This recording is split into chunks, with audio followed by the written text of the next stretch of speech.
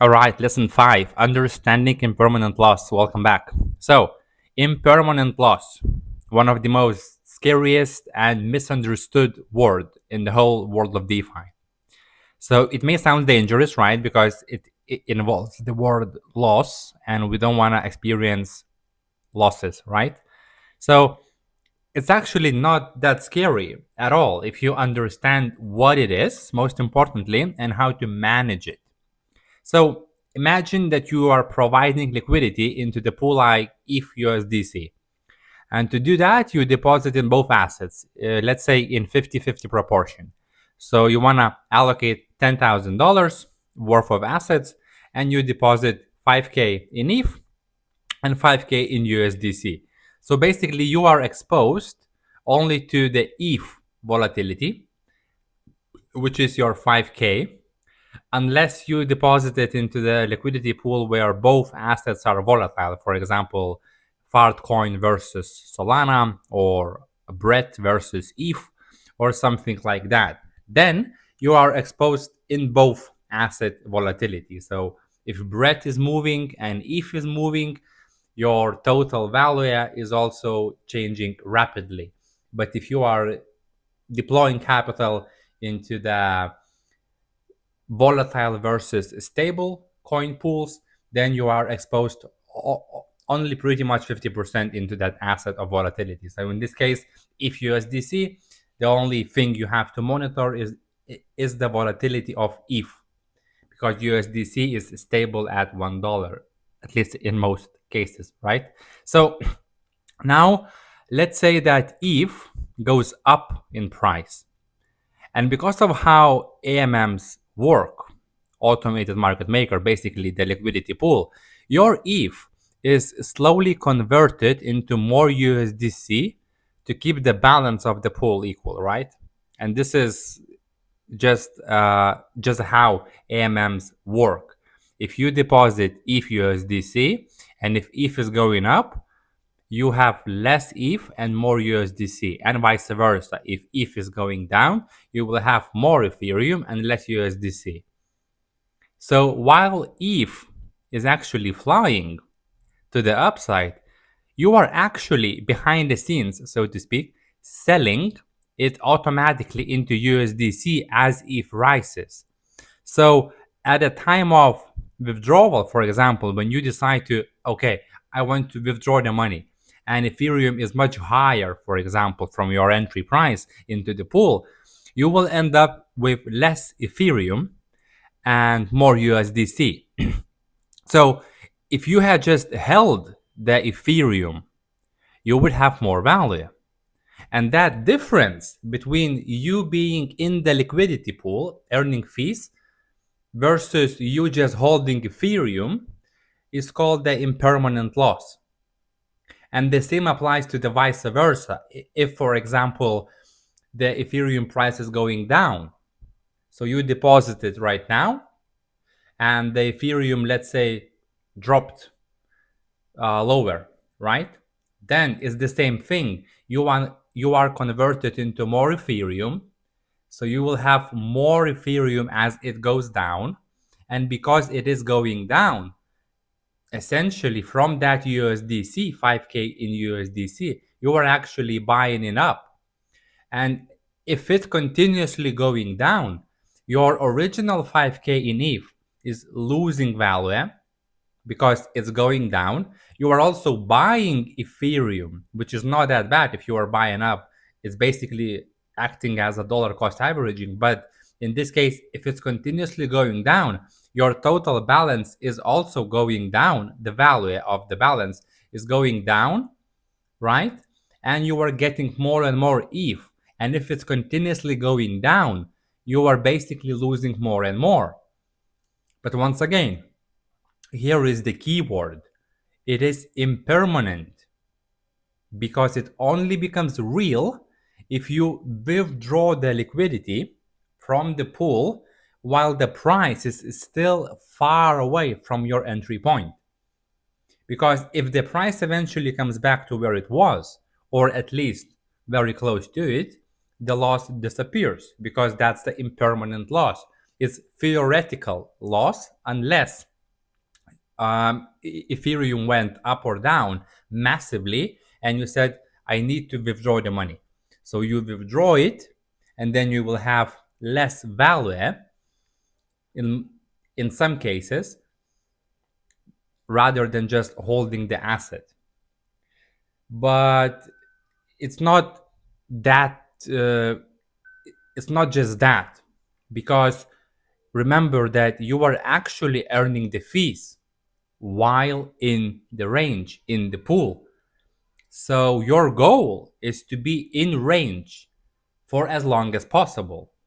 And if the market activity is good enough, if the volumes of that trading pool that you deposited is high enough, you're actually generating more fees. So in some cases, and from my perspective and my strategies, in most cases, I shouldn't worry about impermanent loss at all, because even if the price of Ethereum or Solana or any pool that I'm in changes quite drastically and I am out of range, for example, the fees generated will cover my impermanent loss, and in most cases will even exceed, leaving me in net profit even with impermanent loss.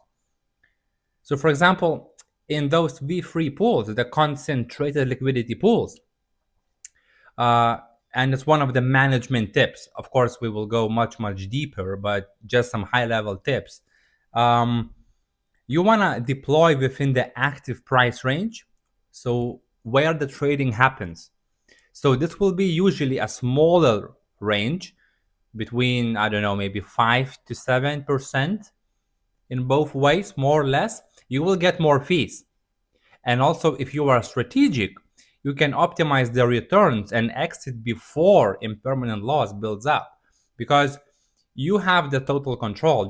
You can withdraw the money at any time. And if you see that, for example, the price of Solana, for example, if you deposit into Sol USDC pool, is going drastically down or up, for example, and you have enough fees to exit the pool and still be either at break even or in net profit, even with that unexpected big move of Solana, then you should do that.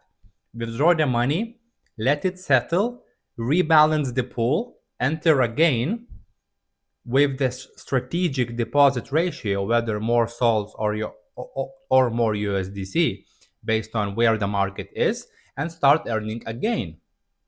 Because even with some impermanent loss, if the trading volume is high, what I just said, your fee earnings can outperform the impermanent loss, so to speak. So you want to consider pools like Sol USDC, ETH USDC, or hyped meme coin pairs during the peak trading. Because, for example, when we had the whole Solana meme coin boom, yes, you were able to deploy capital into those hyped meme coins, but the best returns was generated by the Sol USDC pool, because everyone is buying Solana to go and then buy the meme coins. So Sol USDC pool was very active.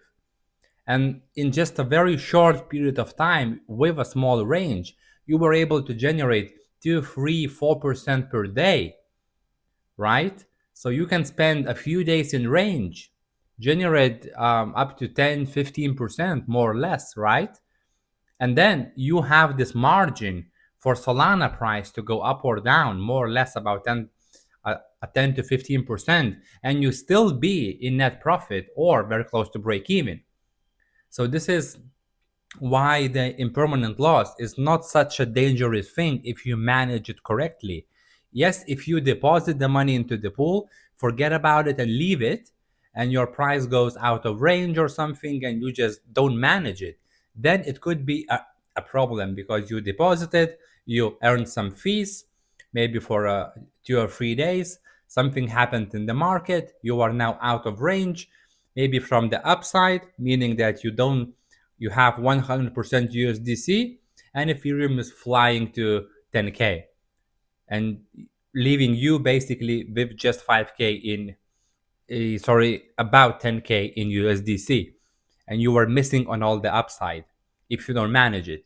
Or vice versa, Ethereum is plummeting lower and you don't manage it, and then you come back to your DeFi pools and you see that you are out of range, you generated not enough fees to cover the impermanent loss, and you have deposited 10K, now you have 4 because Ethereum massively dropped and you did nothing. So this is why management in DeFi is also very important. And it's up to you how you're going to approach it. You can approach it very actively and consistently managing the pools, set smaller ranges, and treat this whole thing as a business, as you should. So this way you will spend more time, but you will generate more returns and you will manage it better because you will always see what's happening. Or you have the other options to treat DeFi more as a passive source, where you set big fat ranges, wide ranges, very low risk pools. So the blue chips, Bitcoin, Solana, Ethereum, pretty much the biggest ones with big range, and you leave it running, yeah, and that's it. And basically you are generating the fees. You don't care too much about the impermanent loss because either way you would like to hold that asset in worst case scenario. So you have two options, right? But in this program, in the DeFi House community, we are all about active management, building the portfolios, managing them, always staying up to date, always finding new pools, riskier pools with the specific capital allocation, safe pools that generate constant cash flow. And then from the profits you made from the stable pools, you can risk a bit more into the riskier pools and generate even more yield, repay your loans, all of that stuff. It's a big system. It's a big management system, but it's very, very powerful. So the impermanent loss should be something you are aware of, but not scared of. Because a lot of people, even in my own experience, from my circle of DeFi people, they used to be really scary about impermanent loss, saying, I don't want to get involved with DeFi because all the profits will be eaten up by the impermanent loss. If this would be the case, then I wouldn't be here living full time from DeFi. And many people around me and worldwide wouldn't be participating in DeFi if it wouldn't be profitable. The only thing you have to do is understand it, and not to avoid it, but manage it. And then it all becomes very simple. Impermanent loss is definitely not a scary thing. You have many strategies how you can hedge against it by opening short positions on perpetual futures. You can manage it by setting up the ranges in a specific way. So you deposit 100% into asset 1 or asset 2 based on your needs and where the market is, and consistently being in range without buybacking